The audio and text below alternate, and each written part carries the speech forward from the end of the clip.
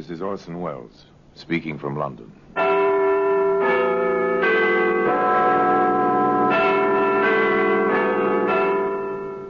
Black Museum. A repository of death. A museum of murder.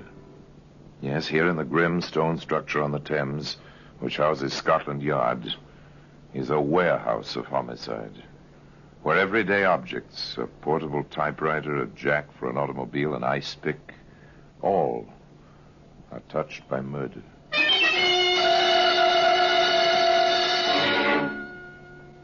Here's a pair of spectacles. It's a familiar object, neat, not too large, tortoiseshell frames with gold tops. You've seen them 100 times on girls who obviously have decided that they must wear glasses. They'll make the glasses as decorative as possible, but this pair... Women's glasses, right on top in the suitcase. And pretty thoroughly smashed. Poor Daisy. Something, whatever it was, must have hit her awfully hard to smash her spectacles like this. Today, those spectacles can be seen in the Black Museum.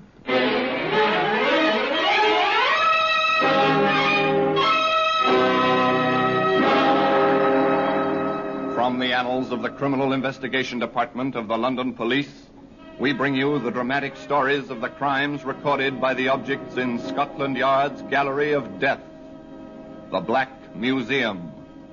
In just a moment, you will hear The Black Museum, starring Orson Welles.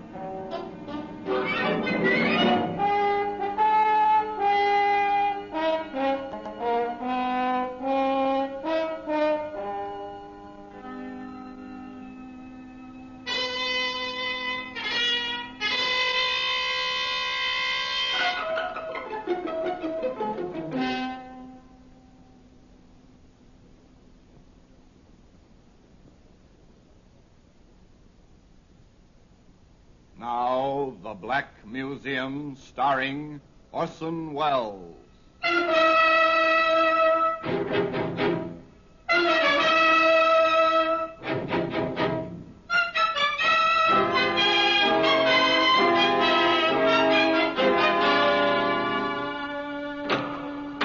Now, here we are in the Black Museum. Scotland Yard's Museum of Murder. Yes, here lies death. Who died by these objects? The dead, named here on the white labels of the black lettering, or the killers, named in equal place, in equal size, wherever they are known. A mandolin string. Here we are. It's made for music, a mandolin string. Stretch it across the top of a stairway, see it blend and disappear into the dark carpet background. Stretch it ankle high and listen in the dark for the sound of falling. Sound of murder. Here's a French novel, romance, with a blackened perforation in the center of the pages where the bullet passed, which ended romance. Now, here we are, the spectacles. Rather pathetic spectacles. The lenses are cracked, the frame twisted and bent, the gilt tarnished. Many other things were tarnished, including a man's reputation, by the chain of events which began that morning when Mrs. Oliver came to see Inspector Laswell at the yard. I understand, Mrs. Oliver. Perhaps your daughter thought she'd let you know, but didn't after all. I wish I could believe that, Inspector. I can't. Daisy was so determined when she left that night. And since she went to the train, you've heard nothing? I wired Ron. I never liked him. Something, I don't know. I thought my Daisy do better for herself than a chicken farmer. Anyway, I wired, asked him if Daisy was there. I received this in reply, Inspector. Thought Daisy coming Saturday, not Friday. Went to meet her. Not there. Letter follows. Ron Smith. This was last Saturday? Yes. I wired on Monday. This answer came back the same day. The letter came in yesterday, Wednesday. Oh, thank you. Dear Mrs. Oliver, you do not know how shocked I am. Daisy missing since Friday afternoon. This is really terrible. She wrote asking me to meet her Saturday. I went...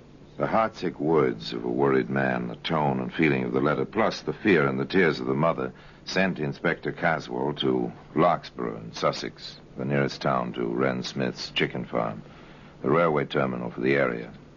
He turned first to that prime source of all rural information, the local pub. Evening, landlord. Pint of beer, please. Yes, sir, of course.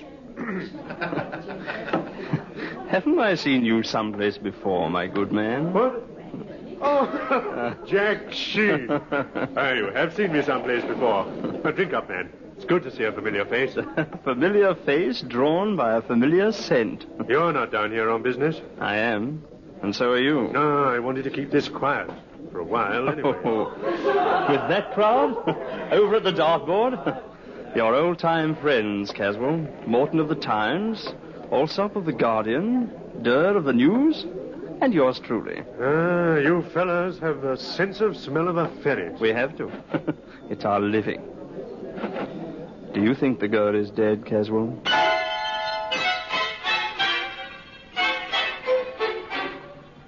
There it was, words of one syllable, literally one syllable. Do you think the girl is dead?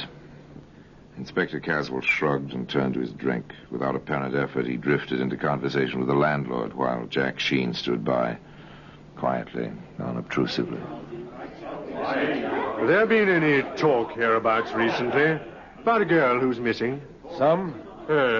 Well, girls get silly ideas sometimes, especially the young ones. Only silly thing about this girl was the man she went for. Huh? They get that way sometimes, even the best of them. Oh, I know what you mean. Anything wrong with the man in it? Ne'er-do-well, owes for feed, everything in sight. Lives in a hut on his farm, not even a proper house. Oh, that's her? This Oliver girl now, bright, sweet as they come. Real pert in them fancy glasses she always wore. Then, off the deep end over this Smith fella. Never know why they do it. Whereabouts is this chicken farm? Right fork east. Second right after the fork. You thinking of going up there? Oh, I might drop over. Told the girl's mother I'd look around. Maybe talk to Smith. From his letters, he's pretty well upset himself. Him? Upset over that girl? Not much.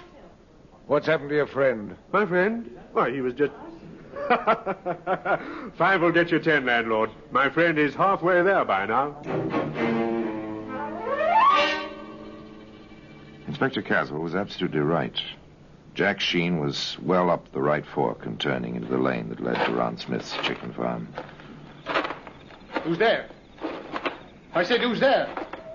I'm Jack Sheen of the London Daily Post. I'd like to talk to you. What makes you think I want to talk to you? Oh, most people talk to me. If they don't, I usually write what I think they might have said. Very simple. Smart, aren't you? I know my business, I hope. Fellows down in the village suggest you don't. Yeah, they like to talk. Don't you? Not about things that ain't my business. Daisy Oliver is your business. She was. Meaning, exactly? Daisy said she was coming down last Friday. I left my gate unlocked, like you found it tonight. She was always touchy about that. She never came, though. That's right. Now, all this talk. I'm more worried about her than I ought to be. Nancy's going to make a fuss about that pretty soon. Nancy? Well... A girl, Nancy Noble, lives up the road a piece. Her and me have been walking out lately. Daisy knew. I figured she'd be coming down like she wrote on account of... Apparently, Mr. Ron Smith, chicken farmer, was as garrulous in his way as his hands were in theirs. He clucked on at great rate. Finally, Jack Sheen got away, scribbled a bit in his notebook, and then off to sleep. But next morning, quite early... Hello there. What? Oh, you startled me. You don't look as if you scare easy. I don't. Who are you walking into a barn like this behind a busy girl's back? A fellow who thinks you'd make a better wife for Ron Smith than some frail little girl from the city. You know your way around, don't you? There was banter and introductions. Nancy was quite flattered, of course, over the visit of a reporter. She talked. Sure, I met Daisy. Like her? All right. If you go for milksops. I see. I heard Ron was going to marry her right after Christmas. Not if he could break the engagement, he wasn't. He's all set to marry me. Oh, so that's the way the wind blows, huh? It sure does. Or did. Now, with all the fuss over Daisy disappearing, well, Ron's too upset even to think, I guess. Upset, is he? He told me night before last. He's afraid she's killed herself.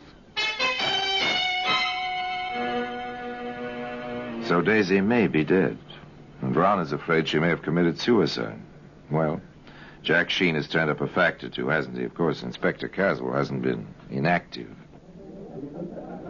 Mr. Jeffrey, I'm told by our host, the landlord, that you think you saw the Oliver girl last Friday night. I think so. I was coming up the road, out past the fork. My place is out past Smith's. There was a girl ahead of me. She turned to look back. I thought I saw her wearing spectacles. Is that all? Well, she must have turned in at Smith's. She didn't pass my place. Reed here saw her real close. Did you, Mr. Reed? Yes, sir. I met Jeffrey on the road. I was coming down to the road to the village after fixing the septic tank out to Jeffrey's place. Girl passed real close. Oliver girl, all right. Wearing her specs and carrying a suitcase. Ah, that's right. She had a suitcase like she walked out from the train. Why, the Smith fella didn't go in and meet her. Then there was the routine visit to the cottage where Daisy usually stayed when she was in Locksborough. Did you hear from Miss Oliver, ma'am, that she was coming down here this past Friday? She didn't, and she always stayed with me. If she'd planned to come down, well, you never know, what with young girls being so free nowadays. And she had spent all her savings on these trips. She told me that last time she was here. When was that? Oh, about 2 months ago. She seemed so nervous, poor thing. Even then, you know, jumpy, always a little scared, like a rabbit, sort of. Oh, I don't know. I wish I didn't keep thinking. And finally, there was Edith Staple. Miss Staple had a friend in the outlying area, and Miss Staple had been crossing a field near the chicken farm, a kind of shortcut. Yes, Inspector. I'm positive I saw her. I saw 2 men on the road, too. One passed her. The men met, talked a little, and went on. By the time I passed the lane to Smith's place, she was in as far as the first shed. You saw quite a bit, didn't you? The road is on a little rise just there. I was coming up to it, and everyone was, well, sort of outlined against the sky. Well, thank you, Miss Staple. Thank you very much. There must have been a girl. 9 chances out of 10 it was Daisy Oliver. But how to prove it? Where had she disappeared to? Inspector Caswell and Jack Sheen compared notes. They stayed around Locksborough. That fact alone started the talk, which had impetus enough in any case. People don't just disappear, I tell you. She must be somewhere. She turned into Smith's place. Want to bet she never came out? Nice girls don't take chances going alone to men's homes, even when they're more decent than the hut he lives in. I'll get him, you'll see. He did the girl in. Want to bet? The talk reached Smith, of course. On the heels of the talk came Jack Sheen. Nice lot of chickens you've got here, Smith. You didn't come out here to talk about chickens. No? What then? You're trying to get more on Daisy and me. The town has plenty on you, they think. Yeah, long tongues. They wag too much. You can stop them, you know, quite easily. How, I'd like to know. Oh, just ask Inspector Caswell to bring his crew out here to dig up your farm. They'll find nothing. That'll stop the talk. I'll do it. They can dig any place they want. Except I wouldn't want them to disturb my chickens. The remarks were duly reported to the inspector. His comment was, We'll be glad not to disturb his chickens. I should think that's exactly what you would do. Oh, I don't know a thing about chickens, except roasted. Look, he was rather pointed about it, you know. Don't disturb my chickens. You know, if I were you, Caswell, I'd do some digging around that chicken run. Might save you a lot of extra trouble. You catch on, Inspector? The inspector caught on to the extent of asking Ron Smith to drop in at the police station while Jeffrey and Reed and a few of the others with Jack Sheen began their digging. Not much good this ground. Good enough for chickens. Got something? No, just a rotten stick. Nothing suspicious like. There's something here. Yes, I'd say you had something there. Lift out your shovel, Jeffrey. Okay. Now, look, I'm going to open it. I want you to witness that I neither take out nor put in any object. Ready? Yeah, all right. All right? Yes. Okay, now just watch this. It's the girl's suitcase, all right. I'd know those specs any place. Well, today those spectacles can be found in the Black Museum. In just a moment, we will continue with The Black Museum, starring Orson Welles.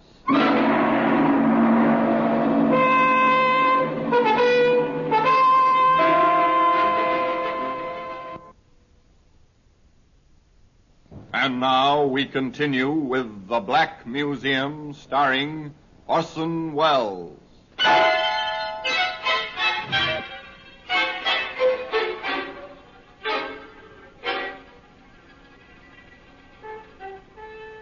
It was her suitcase. Yes, there it was, the earth of the chicken run clinging to its frayed handle, its shabby sides. Jack Sheen stopped the digging, sent Reed pell-mell for the inspector. Women's glasses. Right on top in the suitcase. And pretty thoroughly smashed. Poor Daisy. Something, whatever it was, must have hit her awfully hard to smash her spectacles like this. Shall we go on, Inspector? Digging? Of course. But carefully. We don't want the edges of the spades to disfigure anything. The first thing they found was part of the torso. And the limbs wrapped in sacking. Finally, the head in a tin box, buried shallowly in the chicken run.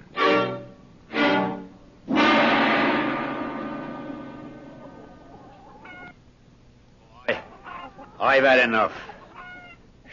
Are we through? Sorry I didn't have a regular police crew for this. You can go along. And thanks. You too, Mr. Reed. Where's Smith? At your local police station, where Mr. Sheen and I will be interviewing him in a very short while. They interviewed him. It was quite simple at first. They gave him the facts. We've found her, Smith, thanks to Mr. Sheen here and the strong arms of some of your neighbors. Well, what have you to say? First, I must warn you that anything you may say may be taken down in writing and used as evidence. Now, go ahead. I didn't kill her. I didn't. That's only a beginning. She came down on Friday to have it out with me. She was so nervous. She was all twitchy. She said she wouldn't leave my place until we'd set a date for the wedding. But she knew about Nancy. She knew that. We had a row, a real hard row. Well, I guess I gave in. I said the 27th of December, right after Christmas. Then I promised I'd tell Nancy that night. Daisy wasn't satisfied until I'd gone right out looking for Nancy. I couldn't find her. I came back and Daisy was hanging from the beam in my hut. She must have jumped from the table. It was awful. What did you do? Why didn't you go for help, a doctor? Well, I cut her down first. I thought there might be some life left. Did you try artificial respiration? And as soon as I got her on the bed, I saw it was no use. But you still didn't call anybody. I was afraid. I panicked. I thought they wouldn't believe me. They'd all think I killed her and try to make it look like suicide. So you buried her? Yes, in the morning. But you cut her up first. You deliberately dismembered the body in an attempt... Have you ever tried to dispose of a body? True, a body is 76% water, but you ever tried to get rid of one? It's almost impossible to burn without special apparatus. Burying it leaves it intact. What do? Find a lime pit? Even that isn't foolproof. What do you do? After you knew she was dead, you still wrote letters to her home. I couldn't stop doing that. If people were to believe that I hadn't killed her myself. May I, Inspector? Of course, Jack. What about these? Her glasses. You found them, too. How did they get this way? Well, they must have fallen off when I cut her down. I suppose I stepped on them or something.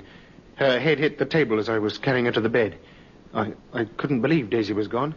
I couldn't... Smith couldn't believe she was dead. Jack Sheen and Inspector Caswell couldn't believe other items. It doesn't fit, Caswell. It doesn't. What's bothering you about it? Look, a girl who's just been told her wedding date doesn't hang herself in the next half hour. I saw that. I sent his shoes down to London to the laboratory. If he did step on those glasses, there'll be bits of glass on the soles or heels. I'm no doctor, Caswell, but did you notice any rope marks on the neck? I didn't. I have sent for one of the medical examiners. We'll know all about that very soon.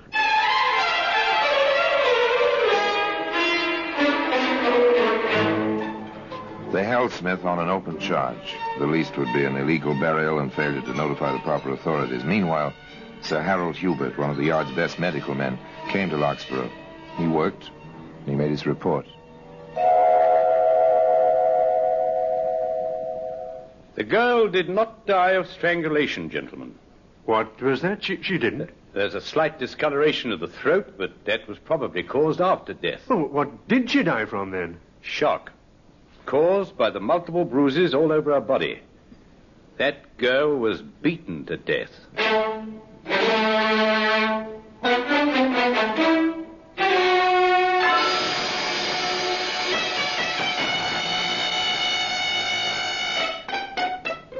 Now the questions descended on Sir Harold's head in a deluge. No sign of strangulation at all? She may have been partially hung. There's congestion of the blood vessels of the throat. But she didn't die up there. If she was hung at all, she was alive when she was cut down. What else could have caused the congestion in the throat? Manual strangulation. Or she could have been knocked down, as is a logical assumption in this situation. Did you knock her down and step on her throat, Smith? Of course not.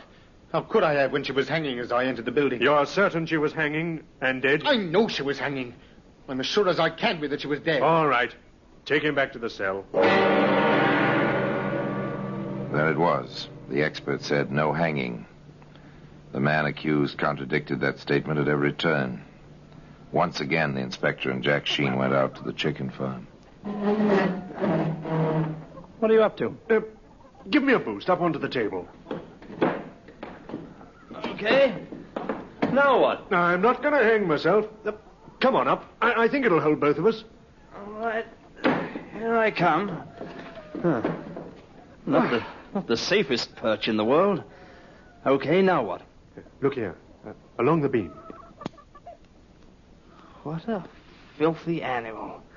Didn't Smith ever clean his place? Maybe it's just as well he never did. Look, I don't get it. He said a dozen times he found her hanging. If a rope passed over this beam, as Smith maintains... The dust up here would show the marks. You see any marks, old boy? Not a thing. Not even a bit of rope fiber. Sir Harold is right. No death by strangulation. Not by any rope which passed over this beam. I wonder how friend Smith is... Smith did his best to explain the matter. In fact, he did a trifle better than his best. That's possible. The rope must have caught in the joists.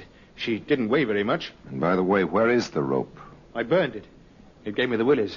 What kind of rope was it? Ordinary hemp rope. Not sash cord? No, hemp. What did you intend it for? Oh, no special purpose. You always have rope around a farm. Inspector Caswell reminded Mr. Smith quite tersely.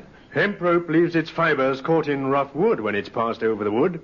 There's no sign of fibers, or any mark in the dust. Well, then the dust settled back after I took her down. How did you take her down?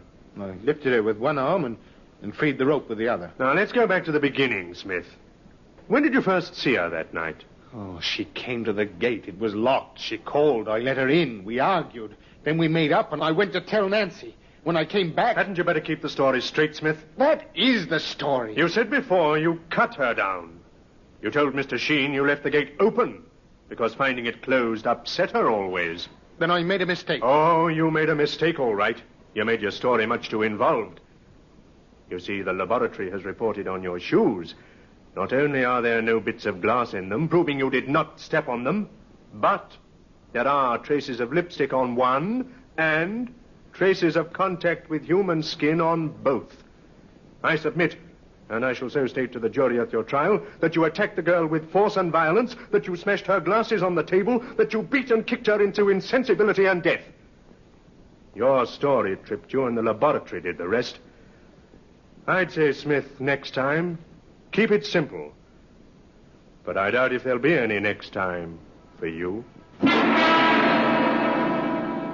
Well, today, those spectacles can be seen in the Black Museum. Orson Welles will be back with you in just a moment.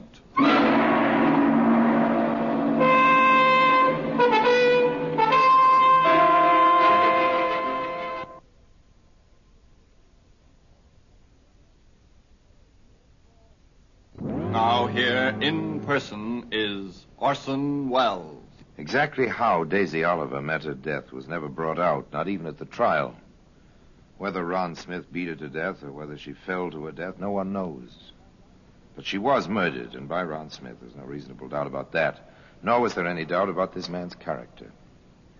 Not only did he write of his concern over her disappearance to Daisy's mother, not only did he write long, endearing love letters to a girl he knew was dead, but from his cell, as he awaited trial, he sent a wreath to her funeral, palm leaves and one lily, with the phrase attached, "Until we meet again."